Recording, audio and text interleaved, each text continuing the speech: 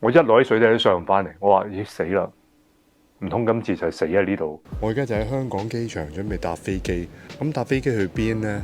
就去馬來西亞嘅沙巴嘅 KK。大家都見到啦，而家我喺度同你哋傾緊偈，即係我翻咗屋企啦。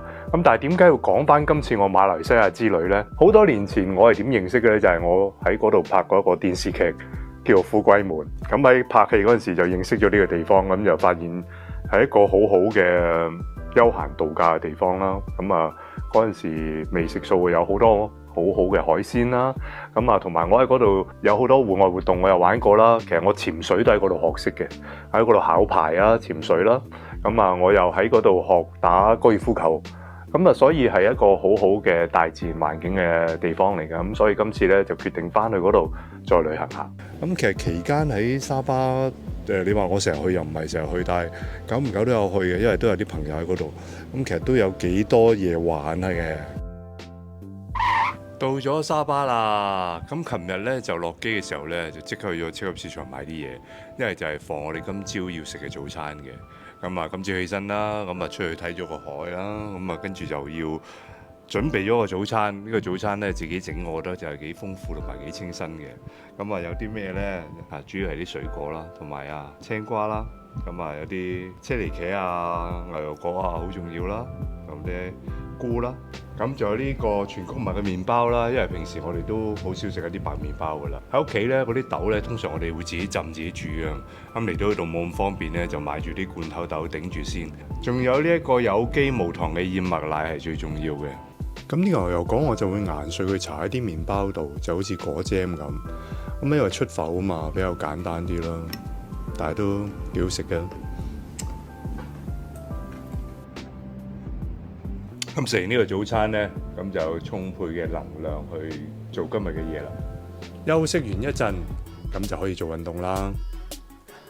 我就會游下水啦，同埋一啲其他唔同嘅運動啦。三頭肌啦，做完之後真係可以好寫意咁喺度吹下海風、曬下太陽啦。呢個馬來西亞嘅天氣咧好得意嘅喎，佢咧好多時候會出太陽。但係一到12點或者3點咧，佢就開始陰天落雨。我就中意叫呢種天氣叫做3點雨。咁佢落到大概4、5點咧，佢又會出翻太陽喎。不過而家趁佢未落雨，我就去玩激流。你睇下，哇，幾靚嘅大自然環境，啲水好平靜，都唔危險嘅。點知噩夢就嚟啦！因為我哋開頭咧，我哋揀呢個激流嘅時候咧，已經揀一個比較係最安全、最唔急流嘅。咁啊，我朋友會玩咗好多次啦，佢亦都帶好多唔同朋友去玩到好多次啦。雖然我今次係第一次玩，但係佢玩咁多次咧都係好安全嘅。落水嘅時候咧，只係自己喜歡落水嘅時候就落，因為我哋玩嗰陣時有太陽啊嘛。咁啊，有人揸支槳啦，我哋大概係5、6個人一架艇仔。嗰個艇咧就係全部充氣噶啦，咁啊上面有啲繩圍住，咁我哋將我哋嗰啲包啊嘢就綁咗喺條繩度。咁啊着晒救生衣嘅，有埋頭盔，好安全。咁啊行到好熱嘅時候，我哋會潑啲水上嚟，好舒服啊。咁又會跳落去水度涼下，咁啊嗰啲水又好清啊。咁跟住咧又會沿途經過一啲樹，嗰啲樹咧有一啲果喺上面啊，咁就可以摘落嚟即刻食，就個感覺好新鮮。整個感覺就好似喺個原野，喺個森林入邊，喺個好清澈嘅河水嗰度，慢慢喺度漫遊咁樣嘅，好似迪士尼卡通入邊嗰啲森林入邊咁樣，我哋慢慢喺度觀光，係觀光船嚟嘅啫。其實咁跟住去到一個比較平靜嘅地方咧，我哋可以落船嘅。咁落船咧，我哋又攞咗一啲嘢餵魚啦。咁嗰啲魚咧就會圍住你隻腳喺度轉，佢哋一啲都唔驚你㗎，佢哋餵慣咗，咁就會喺度啄你腳啊。整個過程都好開心。咁但係唔知點解，係咪因為早2日落過大雨嘅關係？咁我哋喺餵完魚之後咧，咁我哋出翻去嘅時候就要咁樣轉翻落條河，落翻繼續落嘅。咁就喺轉呢個時候就出咗問題啦。咁我哋一路行嘅時候，佢呢度有一部石嘅牆，好似懸崖咁嘅牆，咁要咁樣轉翻落去。咁我哋嘅艇咧就一路過啦，咁我哋就揸住啲槳就已經喺度轉彎㗎。但係都突然間去到呢度咧，啲水好急，已經轉唔切啦，點樣爬都轉唔到。佢一嘢就衝咗埋去，一嘢衝埋嗰陣時，我坐喺船頭嘅。咁我喺船頭拉住條繩咧。咁我見到哇，一路已經撞埋個石度，我就即刻個身挨後啦，不其然自然反應，一挨後咧，佢個船頭就鏟咗埋個石牆度，咁樣高咗啦。一高咗之後，後邊啲水繼續湧，咁就成架艇就咁樣反。我坐喺船頭就咁樣就反咗落去水度。一反落去水咧，佢就啱啱住吸翻住我哋啲人啊嘛。咁我就一路攞住條繩，嗰架艇就喺上邊，我就喺度喺水底。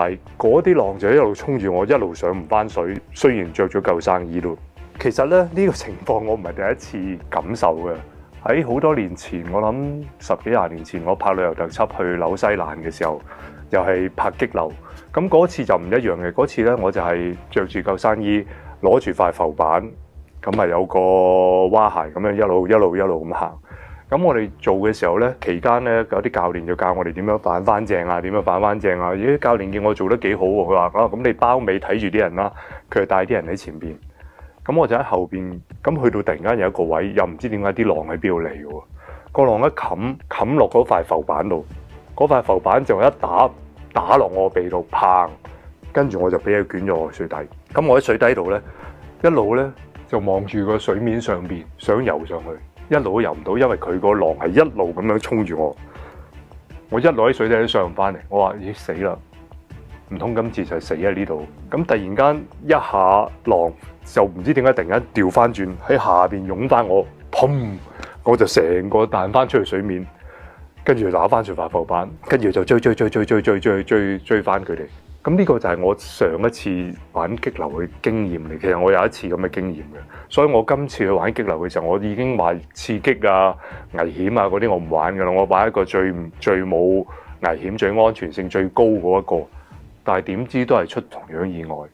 咁反咗艇之後呢，咁我隔咗一輪游翻上嚟，好彩我揦住條繩啦，我就可以上翻嚟。咁我上翻嚟我就揾人啦。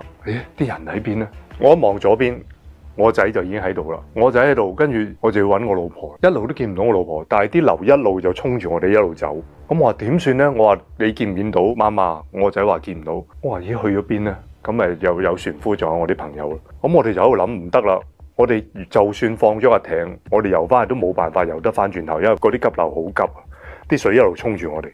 咁我同我仔就決定咗拉住個艇打橫游翻岸，游咗上岸先。雖然啲流一路衝住我哋一路咁樣打橫企咗喺岸邊先。咁我哋拖咗架艇游翻岸邊。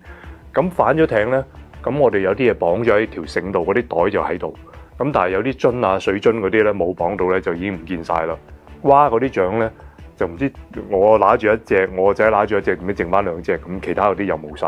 咁埋到去側邊之後，一企都上岸，就即刻要揾我太太去邊啦。四圍揾又唔見，跟住我哋沿住喺岸邊一路走翻轉頭，一路走，轉咗個彎，就見到佢同個船夫喺埋一齊，即刻先安心翻。因為哇，如果唔見咗出事就真係好大件事。啊，佢哋已經企咗喺岸嘅另外一邊。咁但係雖然喺岸嘅另外一邊，但係佢要會合翻我哋呢，都要行翻過嗰個好急嘅流先過得翻嚟，佢哋都唔知點樣過翻嚟。好彩佢又係跟住個船夫一齊，個船夫就帶佢行翻轉頭，喺冇咁急嘅地方就慢慢行翻過嚟會合翻我哋。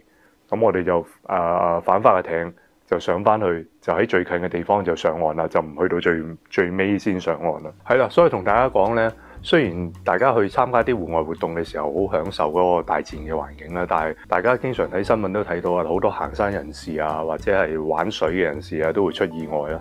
咁所以大家喺享受一個過程嘅時候，亦都要真係留心安全，千祈唔好掉以輕心。其實今次我都幾小心噶啦，但係有一啲天然嘅意外，你真係發生，你係自己控制唔到嘅，就要喺嗰個時候就盡量去保住自身安全咯。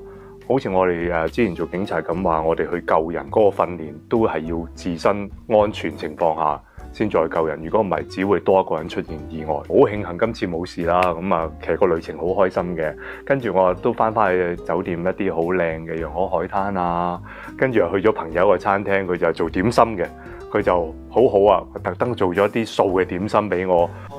細個最中意食叉燒包，我細個一個人可以食1輪叉燒包。